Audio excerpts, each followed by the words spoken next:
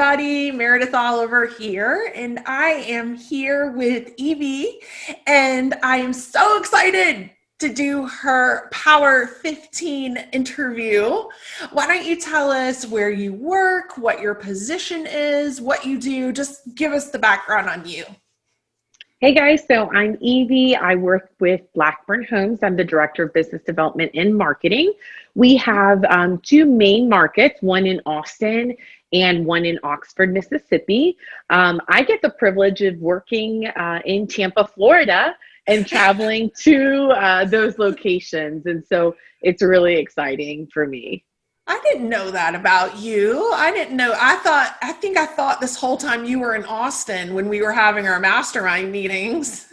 Yeah, so I did live in Austin and Okay. for a period of time. So that's how I met Blackburn, Homes and what have you. And then when I said, we got to move back to Florida, they said, well, you're going to stay with us and we're going to make something happen.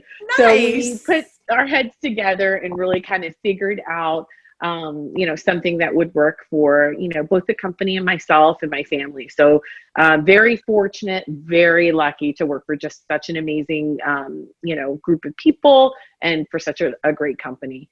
Yeah. And you have two very different markets and different buyer profiles, right? With a Austin, Texas market, and you said Oxford, Mississippi. Yeah, Oxford, Mississippi, Yeah. you're 100% right. So, the Austin market has every builder that you can think of, in there, and Yeah. it's going great. Very In competitive with the Oh, national tell me builders in about it. there. Yeah. Yeah, so as a smaller builder for us, that's always been a challenge, but I love it because it really helps us kind of push to get to the level of, maybe where they're at or be able to figure out, what they might not be able to do because they're so big and really kind of Yes. take advantage of that, not just for us as a company, but really just be able to do some unique things for our customers. I think that's the big one. That's a big win for us. And then Oxford, Mississippi, we are the only master plan community that works and functions like we do out there. Okay. In that market, realtors are the ones that sell brand new homes or new developments. A lot of new developments have different builders in them and different realtors that have specific lots that they have to sell. So we are the only company out there that has, sales staff there 7 days a week. We now have an awesome kind of a storefront design and sales center. And so Mm-hmm. that is really kind of something that we're really excited about and trying to see how people are going to perceive it. So far, so good. Yeah. It was a big change when I moved from, I grew up, I call Orlando home, although I Mhm. wasn't born there, but I grew up from a very young age there and then was there all the way through high school, college, professional years, and then moved to Raleigh. Orlando is that kind of national builder market where the salespeople are all employed by the builder, kind of that I would call traditional setup. And then moving to Raleigh, we have some of that here, but we also have a lot of the master plan communities, like you're saying, where there's a number of builders in there, Mhm. and a lot of them are represented by realtors. So it is a different type of thought process and marketing hat that you wear. Yeah. But it can be effective. It just depends on what is the right fit for that buyer and that builder, etc. Yeah, and we have to. So I love the fact that you said that because it really gives us, number one, we're challenged, but number two, we really have to be careful to not think that everything is equal in the business. And because it works here, it's Yes. going to necessarily work there. So while that probably was the number one headache for me at the beginning, when I took on this role and figuring out kind of where we are, where we were, and where we were going, I had to kind of take a step back and, ask questions about the people in Oxford Yes. and what is important to them more so than just, the homes that they live in or how we can, get them to purchase a home. And I think that it's one of those things, it's a very cyclical market, like many are, but specifically there, it's a college town. And Okay. so, in that location, Ole Miss really drives the business Sure. as people come in and out. So it's really important for us to really every quarter we take a step back and we make sure that people, how do I say this? People can feel like we're not that national builder in Austin, but at the Yes. same time have those different things that really work in that market. Yeah, I mean, when you're the local builder, you want to appear to have the professionalism Mm-hmm. and the organization level of a Yeah. more national corporate builder, but you want the personal touch, maybe a little more flexibility on the plans and the product, and it kind of gives that buyer the best of both worlds and definitely makes you more competitive. But I Yeah. think for those of you listening, I mean, she's making a really good point that just because you come from a market where the sales are done one way doesn't mean that that fits all markets, all buyer types, all builder Mm-hmm. business models. And it's all about finding the fit, right? And it's not necessarily right or wrong. And I know a lot of Yeah. our clients ask, well, what is the right way? And I kind of hesitate on that answer sometimes because some cases there is a very clear cut right thing, but in a lot of cases, it's the fit that matters.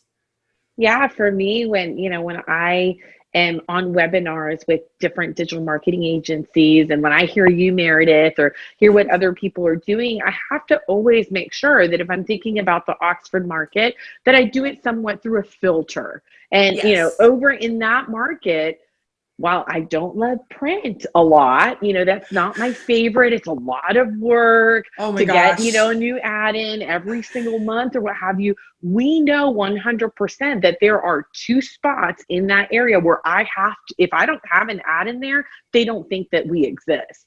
And so I have to make sure that my digital plan and my print plan actually are kind of in line with each other. And so Yeah. when you hear a lot of people say, print is out, don't do it, you got to be really careful and make sure that you're doing the things that work for that specific market.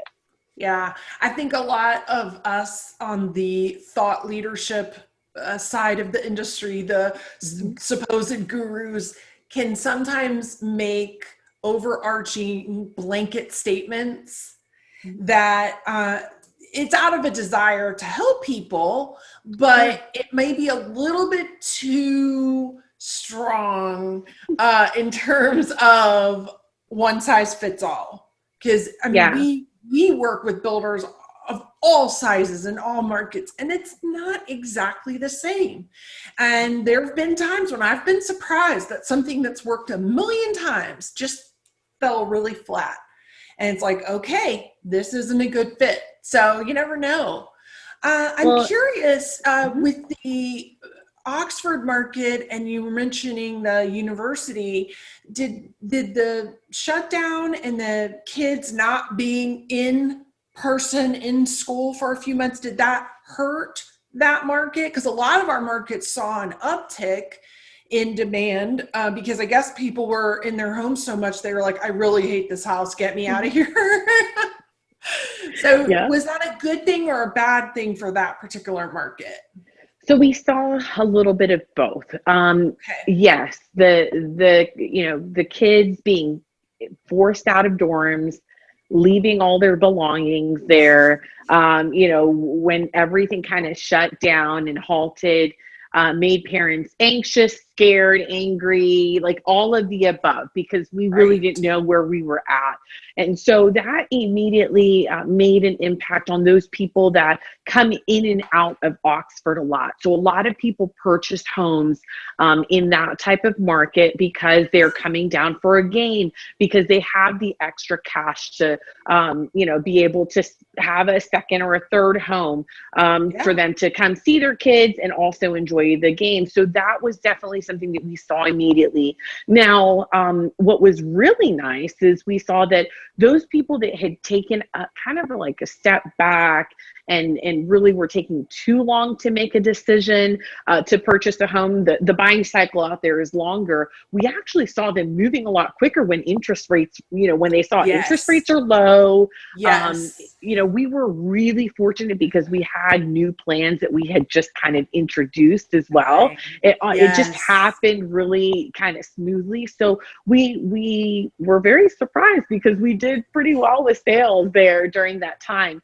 Now we're starting to kind of tweak things because football is back. And so how long that's going to be the case or how it's going to go is still in question. But we're once again kind of seeing some interest, but people are being very, very cautious.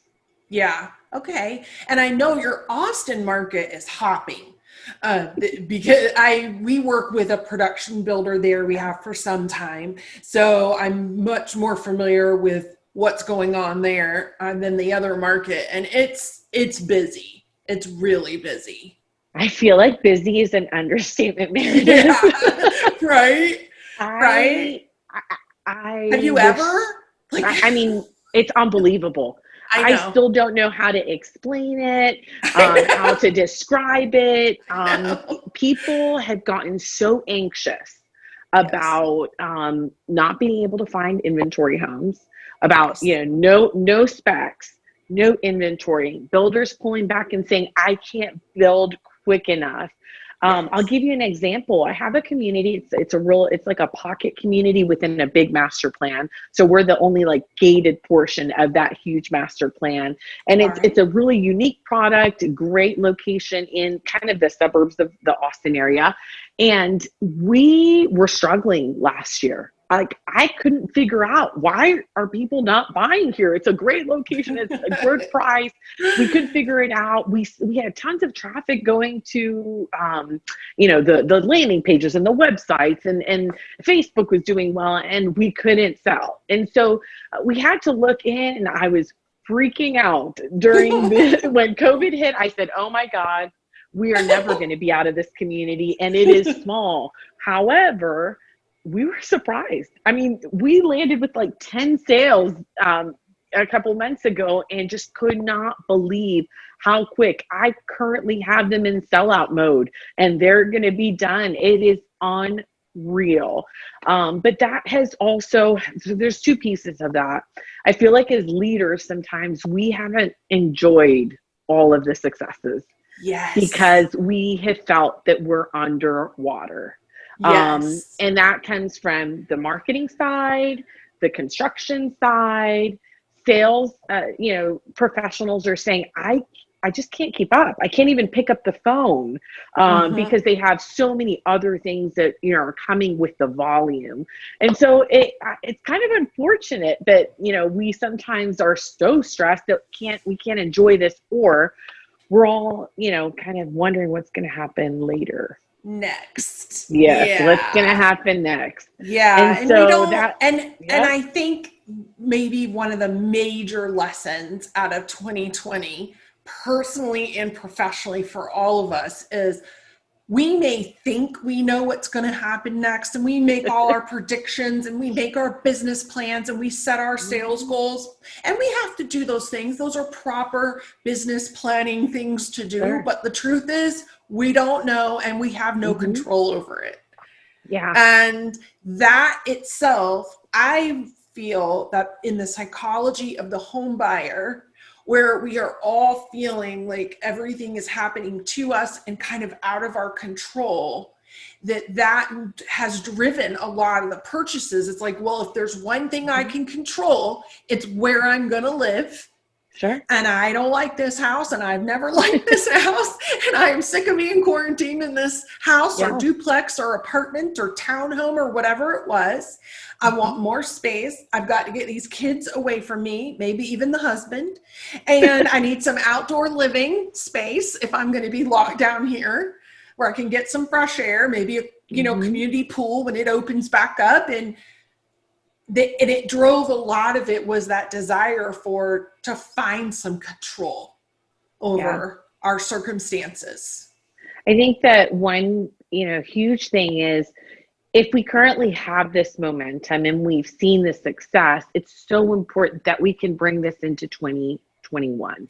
Yes. The nervous energy about what's going to happen in 2021, almost, it's always going to be there. We need to sell homes. Yes. We got to make money, but it is so important that we can, go into 2021 with a good plan of action, whether it goes well or it crumbles, on us. We really have to have a plan and make sure that, the processes that work in our industry don't just get put to the back burner because of, going in a positive direction or a negative direction. And that's something that we've really, at Blackburn Homes, we said it's time to invest in our sales leadership trainings. Nice. Yay. It's time to invest in our sales team training. It's time to invest in our service training, because if we don't do that now, number one, everybody's going to be looking for it. So, it might be tough to get in with the right company that can provide that. But it also, we just need to be in the right mindset today so that, in 2021, we can continue working as a team and not feel like, the condition of the market is really driving the way that we feel or, kind of do things day by day.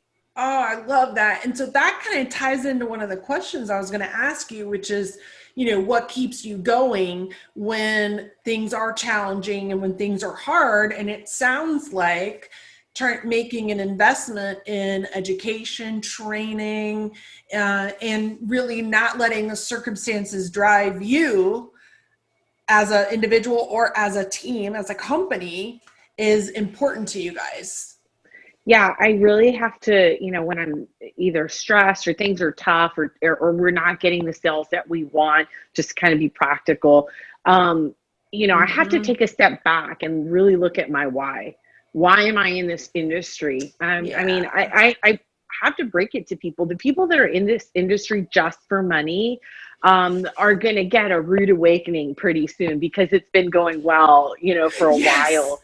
And so, when times are tough, I have to take a step back and say, okay, I do this because, this has a lot of potential for my family's growth. I do this because I believe in the company that I work for. And ultimately the team that we work with, it's important for me to see them be successful. And so when I'm kind of stressing out, I know that I'm not adding to the success of the team. I don't want to add to that. So I really like to take a step back. And I mean, music is really what helps me kind of, just take a step back and drive the day. And, I pray, I'll say whatever, but music just kind of puts me at that right kind of level. And sometimes it'll make me cry. Sometimes I'm like dancing while I'm on the call, and that's okay. I mean, I think that people really just need to figure out what is their why and allow that to kind of, help them through the tough times in this business, because this isn't just for anybody. It's tougher than what I think people, think it is. I agree 100,000,000%. If you're listening and you're newer to the business and you kind of came in during this, what we'll call upcycle of insanity, of busyness and sales, just know it will change. It will. I don't know when, and I don't know how long. I think the current circumstances we're in, we should be good to go for a bit yet, because interest rates are still so low and resale inventory is at an all-time low. And so suddenly new homes are looking pretty good right now, but there is a limit to how many we can build. There's a limit because we don't necessarily have enough land. We don't have enough crews. We don't, so there is a ceiling to it. And we're reaching that point, but I don't know, unless we take another hard left turn, I think it will be a good cycle for a bit yet. So enjoy it. And then, and then, get ready, because it does change and you just never know what's going to happen next. So one of the things when I was I came up with the idea of the Power 15, and I Mhm. want to invite 15 sales and marketing professionals around the country from different builders to interview. And I started researching the number 15 because I'm nerdy like that. Turns out that there's 15 feet between the free throw line and the goal and the basketball hoop that you're throwing the basketball into. There's 15 feet, and there's a huge, all this science behind how to shoot the perfect free throw. A lot of basketball players sit at about apparently like 50-60%. Wow. The really good ones sit at more like 90% of the shots that they throw that they make. And it got me to thinking about in home building, like, what is an easy free throw shot, meaning you're not guarded when you shoot a free throw, nobody's charging at you, you're standing still, no one's in your face, all you got to do is nail it, but you don't. Apparently a lot of basketball players struggle with it. What's something in home building that you find is kind of an equivalent to that? And I don't mean specific to your company. Of course, you all do everything perfectly, I'm sure. Yes, I was going to say that, Right? Mary. Yeah, you guys are perfect. But just as an industry, speaking very generally, what do you think is a free throw that we should be hitting that sometimes we miss? So for me, I mean, I think that we have been given the opportunity to do something that's very different. We offer a product, a service that is like none other. Okay. We Right. work with not just houses, but people's homes. And so I am so surprised at the amount of people that don't know how to welcome somebody at their model homes, that stay behind a desk when people come in and have Yes. absolutely no clue as to what to say to people when they walk through their door. Like I know. I at first when I started in the industry, I was like, why do people always say that I'm like so peppy? I know I'm like really like out there and Yeah. peppy and what have you. But Guilty. there's no way No. that, I mean, is everybody else not that way? And so when I started visiting model homes, sometimes I would be dressed up where I was coming from work. I could be another builder. I could be shopping you. And sometimes I just go on a Saturday with just regular clothes, my kids, in the car with Yeah. me and in the model homes with me or what have you. It is crazy to think how many people want to be successful or complain about people not walking through their door, and they just make people feel unwelcome, like they came into a different territory. I mean, I think about when somebody comes over to your house, Yes. you're the one that opens the door usually. So sometimes we Yes. don't have that advantage in our business because people are walking in. But we tell them to come in, to have a seat, if they want some water. I mean, we treat our people really nice when we bring them into our houses. And so I don't know if we expect people to know what to say to us first, but I think about it, I'm like, they're going to be shy. They're walking into a Yes. house. You're Yes. usually like pre-programmed to not be completely out there when you walk into somebody's home. You don't go into the Yes. refrigerator right No. away. So No. making them feel welcomed is crucial. Yeah. And it's so basic, but Yeah. I think it's a miss that as an industry, we have just kind of taken for granted and really not prepared ourselves the right way. And I can give you an example. It's so easy. It's easy as just saying, hi, welcome to Diamond Oaks, a Blackburn home. I'm so happy you're here. I mean, Yeah. That's and it. if you practice that, that's it. People, I mean, you would think, well, don't they know what Yeah. builder they're going into? There was a big sign or there's Oh big no. flags. Oh, People they have don't no read. clue where They they're at. don't know. They just pull it. Yeah. No, they have no idea. And don't you want to just say sometimes, like, were you raised by wolves? Like, where are your manners? I mean, this is just like, Yeah. it's kind of like basic manners, thinking of Mhm. somebody coming in as a guest into Yeah. your home. But I don't know. I think you're right. That's a great one. That's a really good Yeah. one. All right. So our last question is, and I'm asking everybody this is what is your biggest challenge right now, or if not at the moment, something that you kind of foresee coming fourth quarter, first quarter next year. Like, what are you looking at and saying, okay, this is something that we've got to meet head on, and we will, but it's something we need to, think through.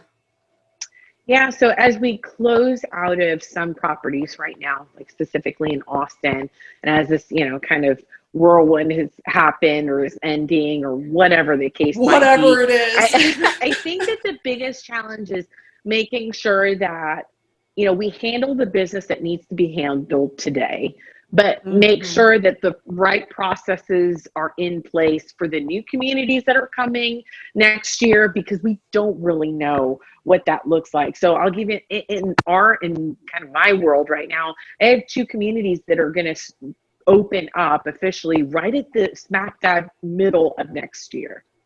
So while it's not in first quarter, I have to prep for it as if it was, and make sure that we can be successful.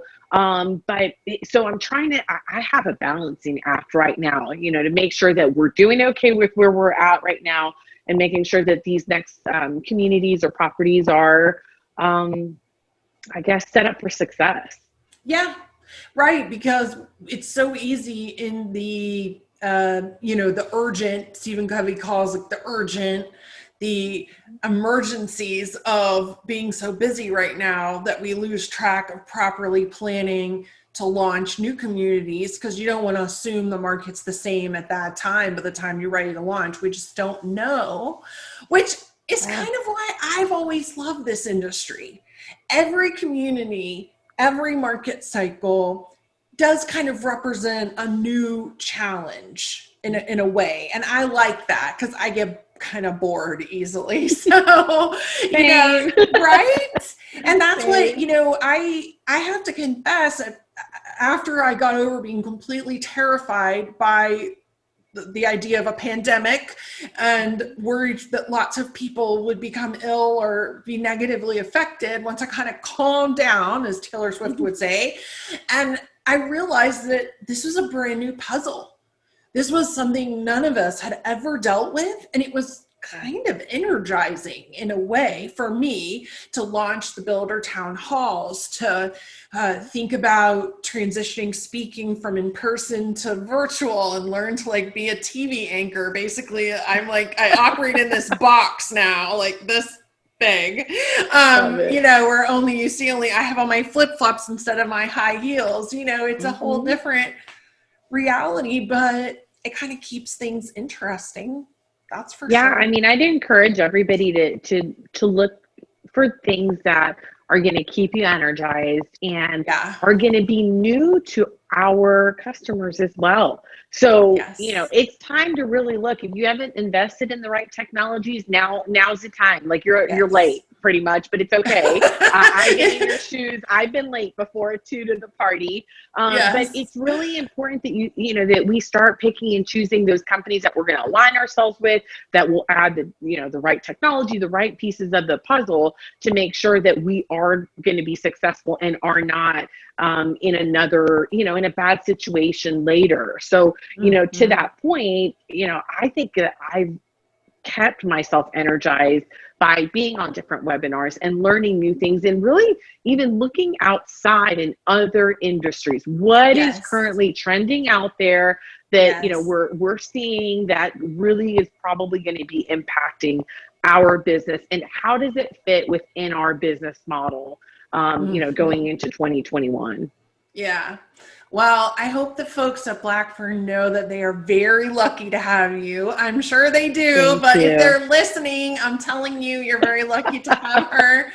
And thank you for investing your time and sharing some of your ideas and thoughts with our audience. I know that's one of the things I also love about this industry is, from the moment I showed up at my first Home Builders Association general membership meeting to my first builders show, I found that all of our members of our industry were incredibly giving and Mm-hmm. willing to share what their knowledge with others, even though, you know, in a market, you might even kind of compete with each other a little bit, Yeah, but it was sure. like, we're all working together to make home building better for all of us. And that's kind of neat, because I don't think every industry operates like that. No, definitely So, not. No, I all agree right. 100%. Thank you so much for having me. It's a pleasure You're as always. welcome. Yeah, Yeah. you're welcome. Well, thank you. That's Evie Tavarez of Blackburn Homes. And by the way, of Austin, Oxford, Tampa. There you go. There Right? you I got go. it. Thank You you for got it. joining us. And we will talk to you soon, I'm sure. All righty. Bye Sounds bye. good.